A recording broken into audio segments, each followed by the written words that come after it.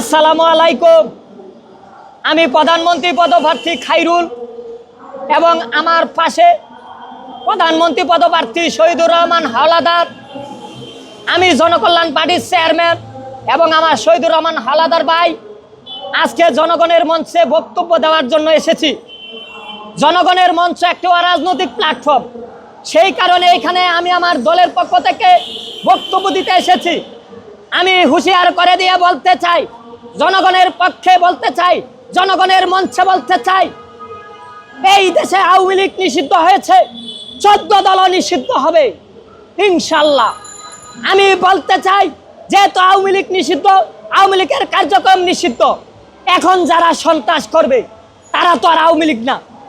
তারা যেই দলেরই হোক, হোক বিএনপি, হোক বিপিনুর, হোক জামাত, হোক চরমনাই, আপনাদের দলের কেউ যদি কোনো মারামারি বা সংঘাত রাজনীতি করে, যত দল যত গ্রুপই হোক, আমরা জনগণ এই জনগণের মঞ্চের পক্ষ থেকে আপনাদের প্রতিরোধ করব এবং আপনাদের বিরুদ্ধে, আমাদের সন্ত্রাসের বিরুদ্ধে এক দফা আন্দোলন হবে।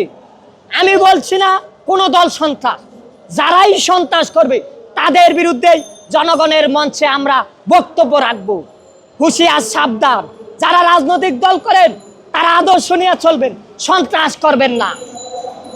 আর আওয়ামী লীগকে কেউ আশ্রয় প্রশ্রয় দিবেন না, 14 দলকে আশ্রয় প্রশ্রয় দিবেন না।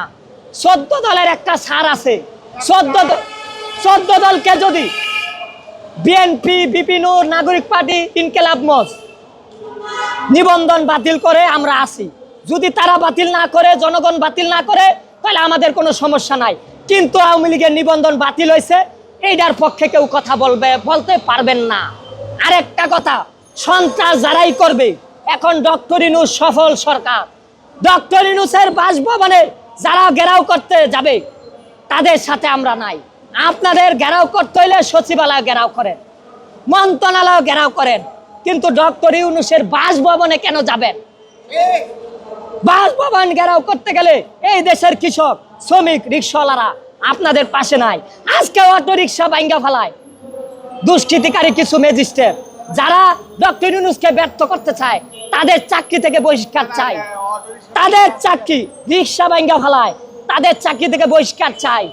আর যারা ডক্টর ইউনূসের ভবনে ভুয়া ছাত্ররা, সাধারণ ছাত্রদের নামে বিভিন্ন রাজনৈতিক দলের ছাত্র সংগঠন উস্কানি দিয়া যারা ডক্টর ইউনূসের ভবনের দিকে ঘেরাও করতে গিয়া যারা অ্যাম্বুলেন্স, আমাদের জনগণের অ্যাম্বুলেন্স যাইতে দেয় নাই, রুগীদের ডিস্টার্ব দিছে, তাদের বিচার করতে চাই। আজকে শ্রমিকের পক্ষে ইনকিলাব মঞ্চ, নাগরিক কমিটি, বিএনপি কোন আন্দোলন করছে না। তাদের দফা কি? তাদের কি জনগণের দফা?